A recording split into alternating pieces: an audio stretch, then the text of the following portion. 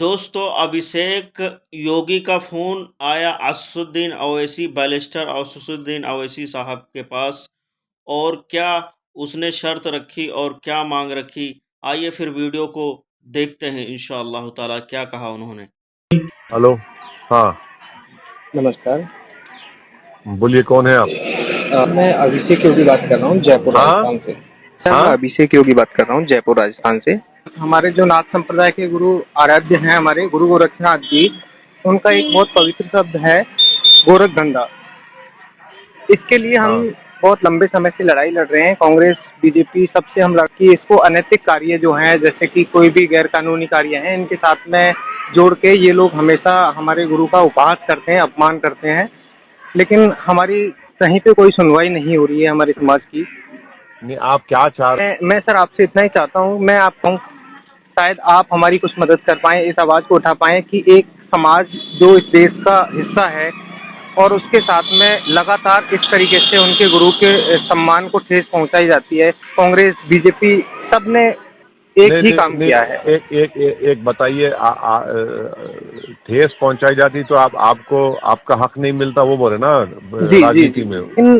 मैं चाहता हूँ जैसे आपका मुस्लिम समाज है, आपको समाज के साथ में जुड़े हुए कुछ भी सम्मानीय शब्द हैं उनके साथ में अगर कोई मिसयूज करे तो वो आपको बहुत पीड़ा देता है। उसी प्रकार अच्छा, तो आपके गुरु ने गोरख धंधा के बारे में उन्होंने वो उसको इस्तेमाल किया था, कहा था क्या उन्होंने? जी, गोरख धंधा शब्द गुरु गोरक्षनाथ जी जो हैं जिसके पीठाधीश्वर योगी आदित्यनाथ होते हैं, लेकिन कोई भी उस चीज पे ध्यान नहीं दे रहा है।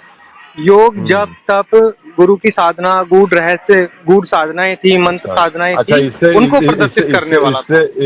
अगर कोई वो शब्द को इस्तेमाल करता है तो इससे आपकी आस्था को ठेस पहुंच रही है, वो कह रहे हैं आप? बिल्कुल। तो उसको माने मजाक के तौर पर या गैर जिम्मेदार तरीके से इस्तेमाल नहीं किया जाना चाहिए, वो कह रहे हैं ना? बिल्कुल जनाब, बिल्कुल। ओके, समझ गया सर। थैंक यू सर, अच्छा किया आपने, मुझे भी आपसे बात करने से मेरे इल्म में इजाफा हुआ। बिल्कुल सर, मैं सर आपसे बस छोटा सा निवेदन है कि जब इस पवित्र शब्द को जब इस देश के अंदर सभी समाज सभी संप्रदायों को बराबरी का हक है तो हमारे साथ इतना अन्याय क्यों? जब कोई भी नहीं सुन रहा है, मैं पिछले लगातार सोशल मीडिया पे फेसबुक के माध्यम से ट्विटर के माध्यम से लगातार इसको उठाए जा रहा हूँ। और नहीं, आप